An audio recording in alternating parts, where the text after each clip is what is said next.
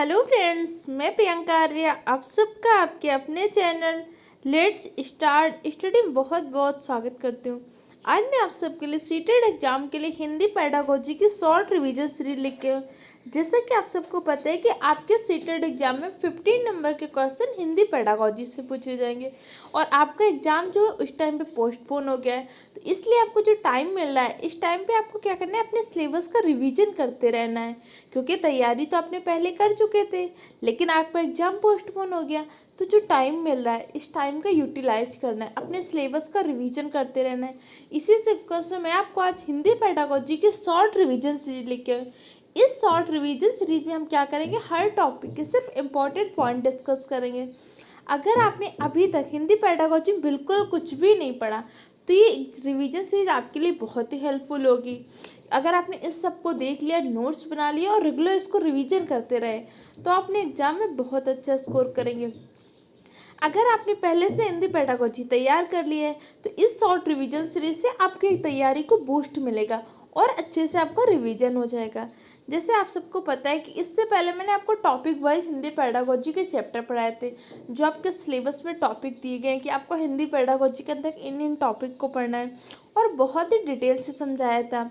अगर आपने अभी तक इससे पहले की शॉर्ट रिवीजन सीरीज को या इससे पहले के वीडियो को नहीं देखा जिसमें मैंने आपको हर टॉपिक को बहुत ही डिटेल से समझाया था, तो हमारे चैनल के प्लेलिस्ट में जाइए, वहाँ से जाके वीडियो को देख लीजिए और हमारे चैनल को सब्सक्राइब कर लीजिए। जिससे क्या होगा कि हमारे चैनल पे आने वाली सारी वीडियो की आपको रेगुलर वे पे नोटिफिकेशन मिलता रहेगा, जिससे आपकी कोई भी क्लास मिस नहीं होगी।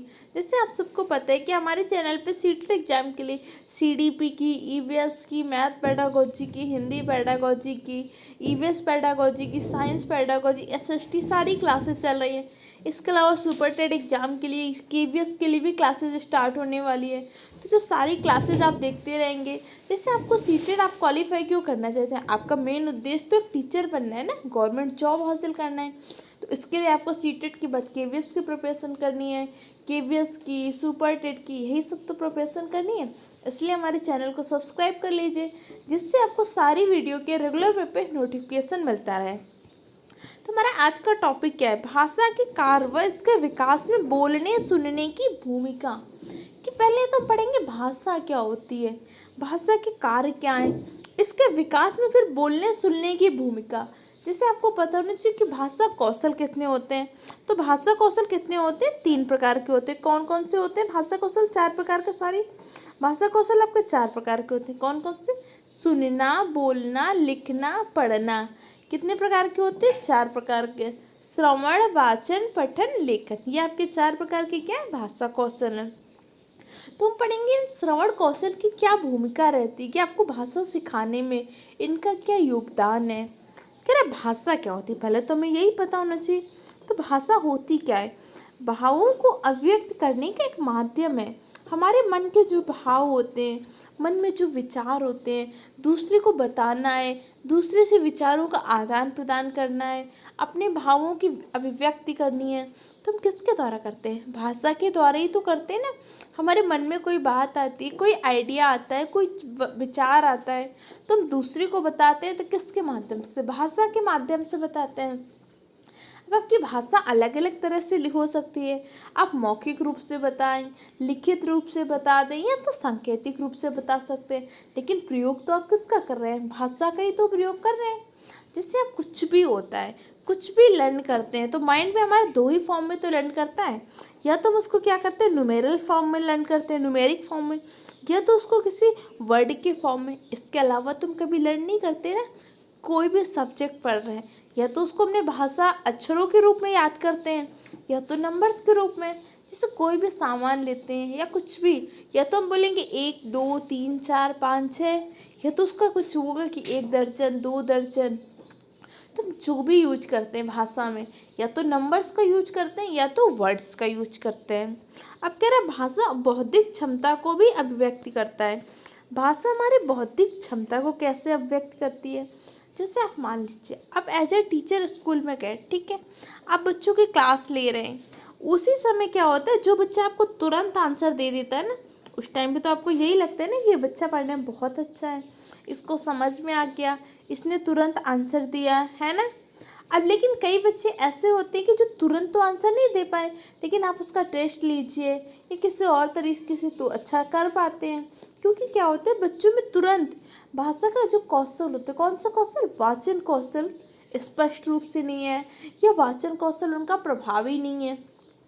तो पहला क्या होता है, जो हमारी बौद्धिक क्षमता को व्यक्त करता है, कौन करता है, भाषा। कि बच्चे अगर तुरंत बता देते हैं, आंसर दे देते हैं क्वेश्चन का, तो आपको लगता है ना कि हाँ बच्चे ने पढ़ लिया, बच्चे को समझ में आ गया। तो भाषा के द्वारा अपनी बौद्धिक क्षमता को भी अभिव्यक्ति करते हैं। तो आप समझिए भाषा क्या है। भाषा हमारे भावों को, हमारे मन के विचारों को अभिव्यक्ति करने का एक माध्यम है। अब चलिए हम पढ़ते हैं भाषा के कार्य क्या होते हैं। जैसे आपको पता है, भाषा के द्वारा हम क्या करते हैं, मन के भावों को, विचारों को अभिव्यक्ति करते हैं। भाषा विचार विनिमय का सरल व सर्वोत्तम साधन है। भाषा हमारी क्या है, विचार विनिमय का सरल व सर्वोत्तम साधन है। जैसे हम अपने विचार, विनिमय का मतलब क्या होता है, विनिमय का तात्पर्य होता है आदान प्रदान, किसी से लेना, किसी से कुछ देना, यही आपका क्या होता है, विनिमय होता है। तो भाषा के द्वारा हम क्या करते हैं, विचारों का विनिमय करते हैं, अपने मन के भावों का, अपने मन के विचारों का आदान प्रदान करते हैं। और इसके लिए सबसे सरल और सर्वोत्तम साधन क्या है, भाषा है। और भाषा के द्वारा व्यक्ति अपने विचारों को व्यक्त करके समाज में अपनी भूमिका का निर्धारण भी करता है। अब कह रहे हैं कि भाषा के द्वारा व्यक्ति क्या करता है, अपने मन के विचारों को व्यक्त करता है, और विचारों को व्यक्त करके क्या करता है, समाज में अपनी एक भूमिका का निर्धारण करता है। जैसे समाज में, सोसाइटी में आपकी क्या भूमिका है, तो आपके बोलने का कौशल, आपके सोच, यही तो बताती है ना कि आप किस तरह के व्यक्ति हैं, आपकी क्या स्थान होगा, आपके किस तरह से मेंटालिटी है, आपकी कैसी सोच है। यही तो समाज में हमारा स्थान निर्धारित करती है ना कि हमारा स्थान क्या होगा, कैसे हमारी रिपुटेशन है समाज में। किसके द्वारा होती है, हम अपने विचार जो व्यक्त करते हैं, हमारे विचारों से तो लोग प्रभावित होते हैं ना, कि नहीं इनके विचार तो बहुत अच्छे हैं, मतलब इनकी सोच बहुत अच्छी है, इनके काम करने का तरीका बहुत अच्छा होगा। तो पहली बार तो हमारा इम्प्रेशन किसके द्वारा पड़ता है, हमारी लैंग्वेज के द्वारा ही तो पड़ता है ना। और भाषा ज्ञान प्राप्ति का प्रमुख साधन है। जैसे आज आप ज्ञान प्राप्ति कर रहे हैं, ठीक है, आप हिंदी पेडागोजी पढ़ रहे हैं, तो कैसे पढ़ रहे हैं, लैंग्वेज के द्वारा ही तो पढ़ रहे हैं ना। आप मेरी लैंग्वेज सुन रहे हैं, समझ रहे हैं, मैं आपको समझा रही हूँ, तो कैसे समझा रही हूँ, भाषा के माध्यम से। तो आपकी भाषा के ज्ञान प्राप्ति का प्रमुख साधन है। और शैक्षणिक उपलब्धि में भी भाषा की महत्वपूर्ण भूमिका है। शैक्षणिक उपलब्धि, जो भी हम एजुकेशन में करते हैं, जो भी अपनी पढ़ाई में करते हैं, इसमें हमारी भाषा की बहुत ही महत्वपूर्ण भूमिका होती है। जैसे आप सबको पता है कि अभी आपकी जो नई शिक्षा नीति 2020 की आई, इसमें क्या बोला गया, जो प्राथमिक स्तर पर शिक्षा का माध्यम होगा, क्या रखेंगे हम, मातृभाषा को रखने पे। अब बताइए मातृभाषा पे रखने पे क्यों जोर दिया गया है, क्योंकि आप सबको पता है कि जो बच्चे होते हैं ना, मातृभाषा में चीज़ें को ज़्यादा आसानी से सीख जाते हैं। इसलिए शैक्षणिक उपलब्धि में भाषा की क्या होती है, महत्वपूर्ण भूमिका होती है। अब आप समझिए कि भाषा क्या है, भाषा के कार्य क्या है। अब आप सोच रहे होंगे कि हमें ये टॉपिक पढ़ने क्यों है। देखिए, पेडागोजी के उस क्वेश्चन अगर आपको सॉल्व करने बहुत अच्छे तरीके से, तो पहले तो आपको पता होना चाहिए कि पेडागोजी है क्या, ठीक है। दूसरा आपको पता होना चाहिए कि हम इस टॉपिक को पढ़ रहे हैं तो क्यों पढ़ रहे हैं। जैसे आप सीडीपी पढ़ते हैं, तो जिस भी टॉपिक को पढ़ रहे हो, आपके माइंड में क्वेश्चन उठना चाहिए कि हम एज अ टीचर इस टॉपिक को क्यों पढ़ना पड़ रहा है, इस पढ़ने का उद्देश्य क्या है। उसी तरह जैसे आप आज का टॉपिक क्या है, भाषा, भाषा के कार्य पढ़ रहे, भाषा के कौशल पढ़ रहे, तो आपको पता है जी इस टॉपिक का पढ़ने का उद्देश्य क्या है। इस टॉपिक को पढ़ने का उद्देश्य, पहले तो आपको पता होना चाहिए कि भाषा हमारे लिए कितनी इम्पोर्टेंट है, तभी तो आप बच्चे को सिखा पाएंगे ना। कि बच्चे को जब आपको पता होगा भाषा कितनी महत्वपूर्ण है, फिर आप भाषा के कौशल पढ़ेंगे कि भाषा के कौशल कौन कौन से होते हैं। जैसे मैंने अभी आपको बताया कि भाषा के कितने कौशल होते हैं, भाषा के 4 कौशल होते हैं, श्रवण कौशल, वाचन कौशल, पठन कौशल और लेखन कौशल। अब आपको ये तो पता चल गया कि भाषा के 4 कौशल होते हैं। फिर इन 4 कौशल में बच्चे को कैसे सिखाना है, बच्चे किस कंडीशन में कैसे सीखेगा, इसका भाषा को सीखने में कैसे महत्वपूर्ण। जैसे हिंदी, हिंदी भी तो आपकी एक लैंग्वेज है ना। आप एज ए लैंग्वेज टीचर आप बच्चे को समझाएंगे, तो आपको पहले पता होना चाहिए ना कि बच्चा किस कंडीशन में कैसे सीखता है, फिर भाषा विकास को प्रभावित करने वाले कारक कौन कौन से होते हैं? क्या आप बच्चे को लैंग्वेज सिखा रहे हैं तो ऐसे बहुत सारे फैक्टर होंगे, उसके कारण शायद बच्चे नहीं सीख पा रहे हैं। तो जब तक आपको समस्या नहीं पता होगी तो उस समस्या का समाधान कैसे करेंगे? तो इसी सब में महत्वपूर्ण होता है। तो चलिए अब हम पढ़ते हैं भाषा विकास को प्रभावित करने वाले कारक, कि बच्चे का भाषा विकास अगर नहीं हो रहा, अगर तीव्रता से हो रहा है, अगर बहुत धीमे हो रहा है, तो कोई ना कोई कारक उसको प्रभावित करते हैं। चलिए जानते हैं कौन कौन से प्रमुख कारक होते हैं। पहला कारक क्या होता है, जो महत्वपूर्ण कारक है, आपका स्वास्थ्य। अगर बालक का स्वास्थ्य अच्छा है तो भाषा विकास की गति तीव्र होगी। आप मान लीजिए आपके क्लास का एक बच्चा है, ठीक है, उसकी क्या रहता है, हेल्थ इशू अच्छे नहीं, उसकी तबीयत खराब रहती है। इस कारण क्या होता है, क्लास भी रेगुलर रूप से नहीं आ पाता, कभी 4 दिन आया, 2 दिन नहीं आया, ठीक है, कभी 2 दिन आया, 4 दिन नहीं आया, ऐसे कर रहा है। और मान लीजिए कि रेगुलर पे आ भी रहा है लेकिन उसकी हेल्थ इशू नहीं है, सही रहती, क्लास में कभी उसको सिर में दर्द रहते, कभी दूसरी प्रॉब्लम रहती है। अगर उसका हेल्थ अच्छा नहीं तो क्लास में अच्छे से सीख पाएगा? नहीं सीख पाएगा ना। आप मान लीजिए आप बहुत अच्छे तरीके से पढ़ा रहे हैं, बहुत अच्छी शिक्षण विधियों का प्रयोग कर रहे हैं, TLM का प्रयोग कर रहे हैं, बहुत मन से भी पढ़ा रहे हैं, लेकिन सामने वाले बच्चे को अगर उसको है फीवर, उसके सिर में हो रहा है दर्द, तो क्या आपकी शिक्षण विधियाँ उसको काम करेंगी? नहीं करेंगी ना। पहले आपको उसका स्वास्थ्य पे ध्यान देना है कि ऐसा तो नहीं आपके क्लास में जो बच्चे बैठे हैं उनका स्वास्थ्य ही नहीं सही है, उन्हें कोई दूसरी दिक्कत है, वो समझ ही नहीं पा रहे। तो ये भी एक कारक है जो बच्चे के भाषा विकास को, अधिगम को प्रभावित करता है, ठीक है। अगला हमारा कारक कौन सा होता है? बुद्धि। बुद्धि एक बहुत ही महत्वपूर्ण कारक है। जैसे मैंने जब आपको CDP पढ़ाया था तो मैंने आपको अधिगम पढ़ाया था चैप्टर। अधिगम का तात्पर्य क्या होता है? सीखना। फिर मैंने आपको बताया था अधिगम को प्रभावित करने वाले कारक। तो मैंने आपको 2 प्रकार के कारक बताए थे ना, बाह्य कारक, कुछ निजी कारक होते हैं। कुछ निजी कारक उस छात्र के होते हैं और कुछ बाह्य कंडीशन होती हैं जो अधिगम को सीखने की प्रक्रिया को प्रभावित करते हैं। उसी मैंने आपको बुद्धि बताया था कि बुद्धि कैसा? निजी कारक। हर बच्चे का बुद्धि, हर बच्चे का IQ अलग होता है। वो बच्चे का जितना IQ है, बच्चा उसी IQ से तो सीख पाएगा।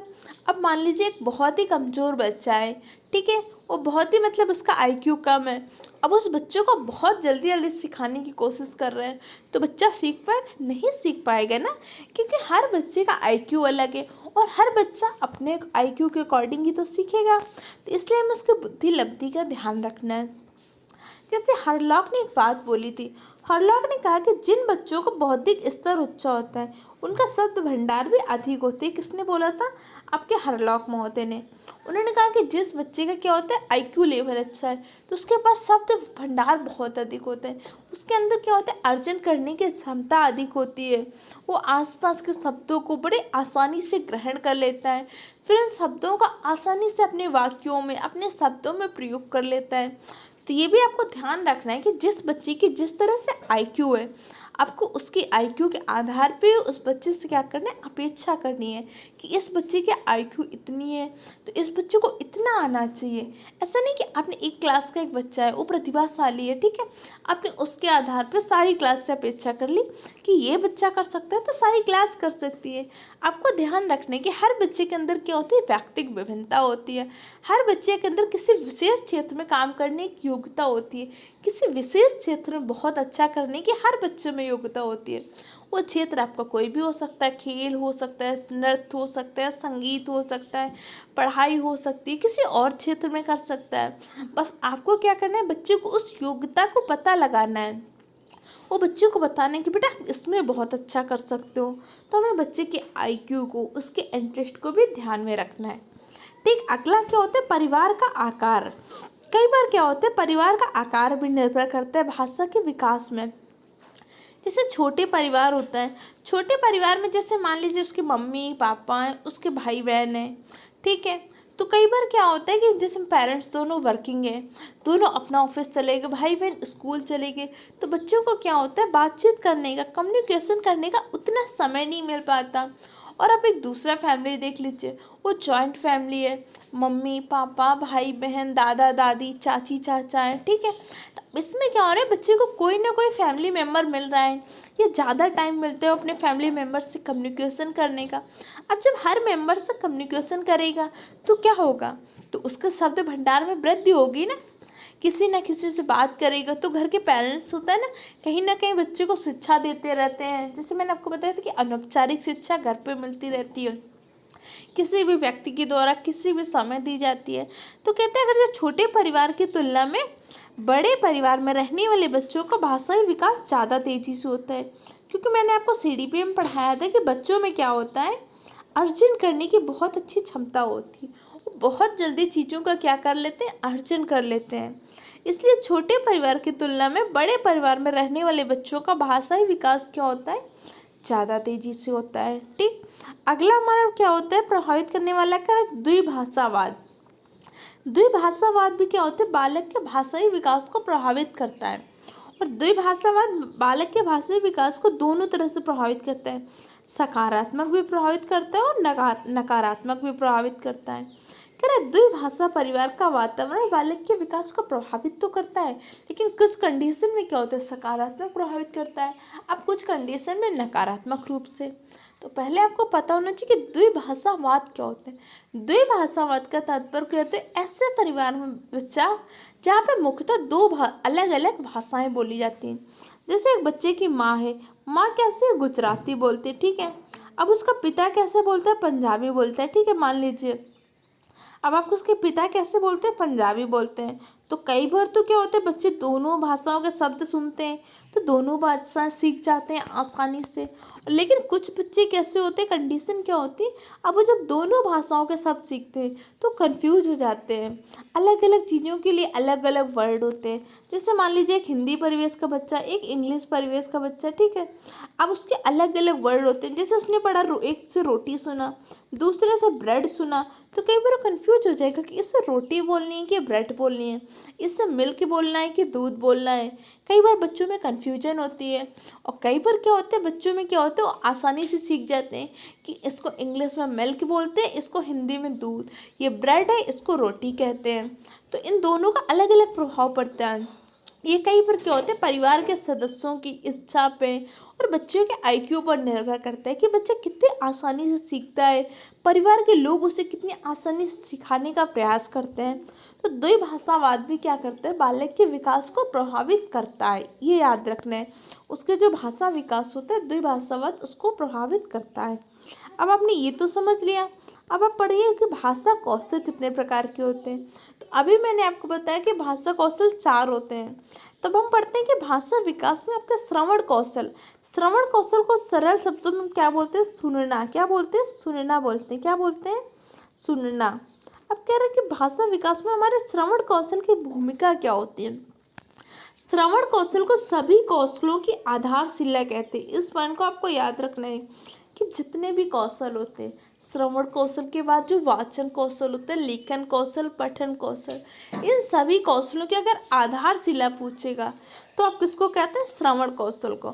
श्रवण कौशल आपके सभी कौशलों की क्या है, आधारशिला है। अब श्रवण कौशल को सभी कौशलों की आधारशिला क्यों कहते हैं, क्योंकि कहते हैं कि जैसे बच्चा होता है छोटा, आप देखिए जब बहुत छोटा बच्चा होता है, जब बच्चा सहसावस्था में होगा, ठीक है, उस टाइम पे उसने लेखन कौशल नहीं आता होगा, ठीक है, वाचन कौशल नहीं आता होगा, पठन कौशल नहीं आता होगा। लेकिन उस कंडीशन में बच्चे को आता होगा तो कौन सा कौशल, श्रवण कौशल। जैसे बच्चे 2 या 3 माह का ही होता है तो भी हो सकता है वो बोल नहीं पा रहा होगा सही से, लेकिन उसके अंदर होता है श्रवण कौशल। जैसे उसकी माँ, उसके फैमिली मेम्बर्स उसको बुलाते रहते हैं बार बार, तो क्या होता है, सुनने लगता है, वो समझने लगता है कि नहीं मेरी मम्मा बुला रही, मेरे पापा बुला रहे, क्योंकि उसके अंदर कौन सा कौशल होता है, उसके अंदर होता है श्रवण कौशल। श्रवण कौशल का तात्पर्य क्या होता है, बालकों में क्या होता है, दूसरे के विचारों को सुनकर उसका अर्थ ग्रहण करने की जो क्षमता होती है, वही आपकी क्या होती है, श्रवण कौशल।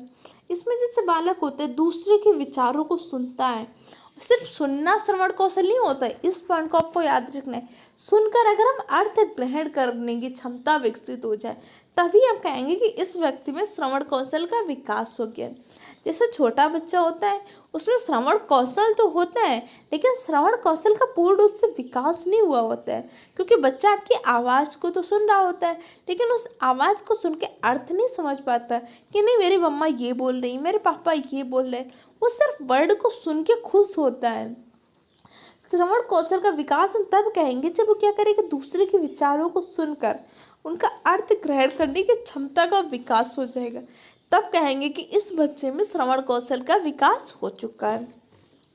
और शुद्ध उच्चारण करने में श्रवण कौशल की बहुत ही महत्वपूर्ण भूमिका होती है। जैसे आप as a Hindi teacher class में जाते हैं, अब आपको क्या करना है, बच्चों को उच्चारण शुद्ध करवाना है। तो उसके लिए आप क्या कर सकते हैं, सबसे पहले बच्चों को अपना उच्चारण करके दिखाइए, आप आदर्श वाचन करिए, फिर बच्चों से उनका अनुकरण करने के कहिए। तो इस कंडीशन में बच्चे क्या करेंगे, आपको सुनेंगे, श्रवण कौशल करेंगे ना।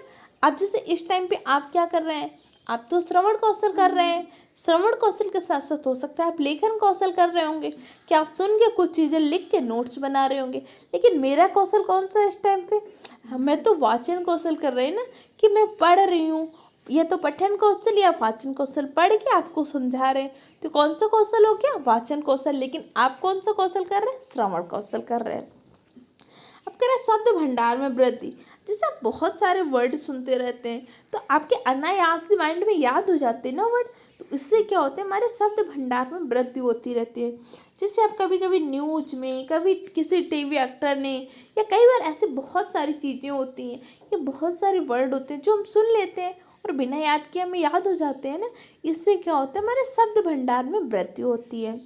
और इसके माध्यम से और क्या होता है, ध्वनियों का विभेदीकरण।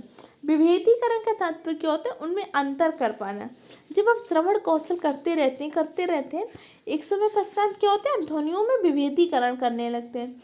सबसे पहले जिससे बच्चा छोटा होता है, धीरे धीरे क्या करता है, अपने घर में अपनी मम्मा की लैंग्वेज में और अपने बाकी फैमिली मेम्बर में जो लेडीज होती है उनकी लैंग्वेज में डिफरेंस समझ जाता है कि नहीं, ये मेरी मम्मी की आवाज़ है, ये मेरी दादी की आवाज़ है, ये मेरी चाची की आवाज़ है।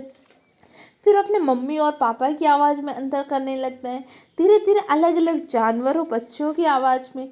तो कैसे आप अंतर कर पा रहे हैं, सुन सुन के आपने एक आधार बना लिया है ना कि नहीं, मेरी मम्मी ऐसे बोलती है, कौवा ऐसे बोलता है, ये पक्षी ऐसे बोलता है, ये चिड़िया ऐसे बोलती, दादी ऐसे बोलती है।